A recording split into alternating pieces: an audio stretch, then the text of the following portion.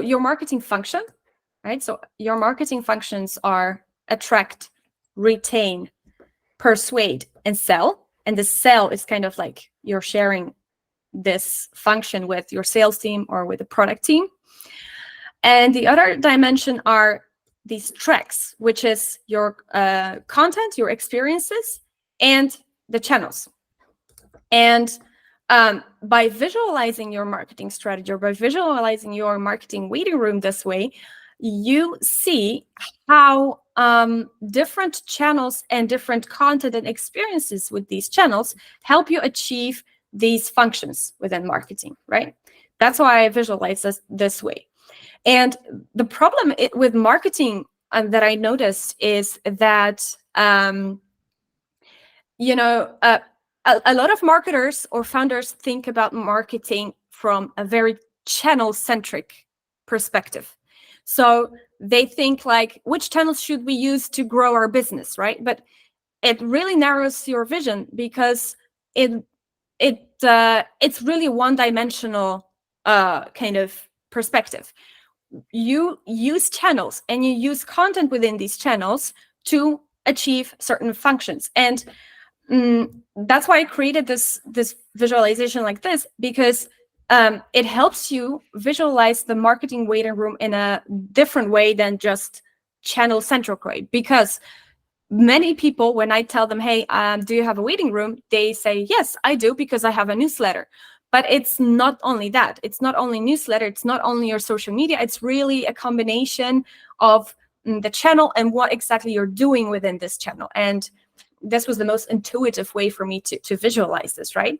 And there's another kind of concept within this, and that is the fact that there are two types of channels, right? So there are attraction channels and retention channels.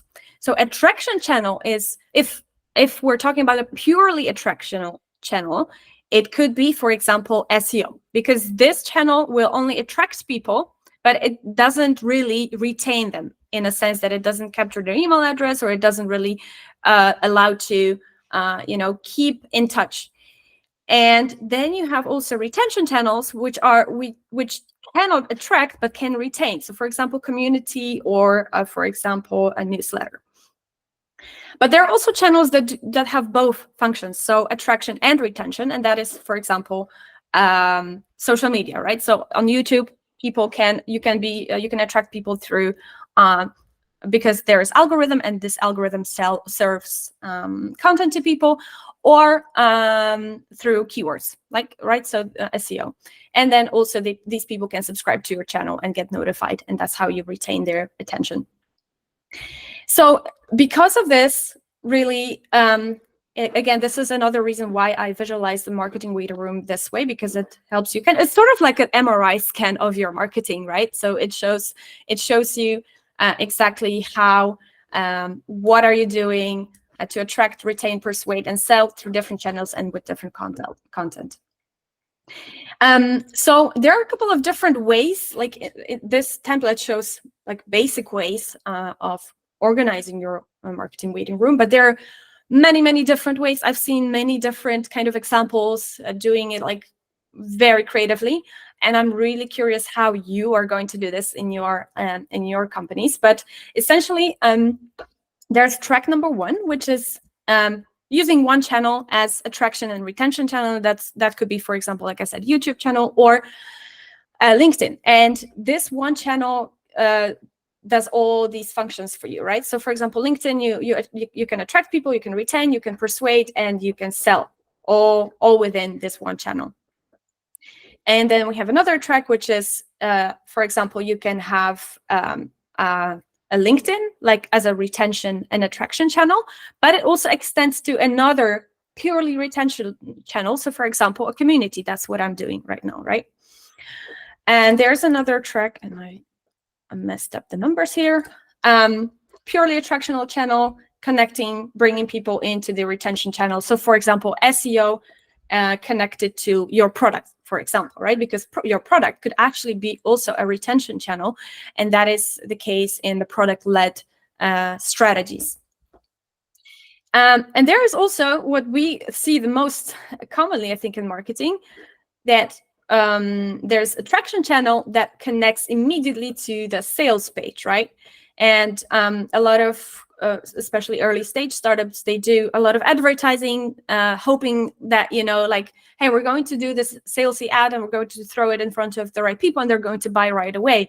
But unfortunately, if you haven't built up this brand and your sales cycle is long because, for example, your price is high, then they're not going to buy from you right away. And where the marketing waiting room concept can come in is it can help you do this rebound. I'm not sure if there are any basketball fans here, but rebound is essentially like when one player is trying to throw the ball into the basket and it doesn't work, so the other team member is kind of catching it and throwing it in there. So that's like if you're trying to sell but you don't manage to sell, then at least do something to put people in the waiting room. So at least make it prominent, like, hey, sign up to our newsletter or sign up or follow us on social media or whatever that is that you're doing to retain people's attention, so you don't have to pay to be in front of them again, right? So in essence, this is the template that I'm using with my clients, and I used for myself, for my own business, to build a waiting room. And it really, really shows you at one glance how your marketing is helping you achieve, or how content and channels are helping your marketing achieve these functions.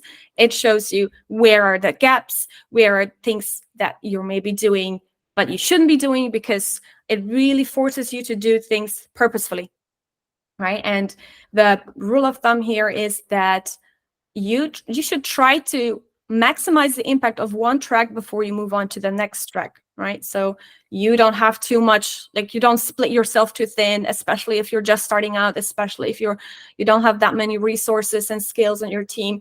It's very important that you do one thing very well before you move on to the next one, or you do one thing, and if you notice that that thing is not really doing achieving your goals or helping you achieve the bigger vision, then you can move on and stack another thing on top of that.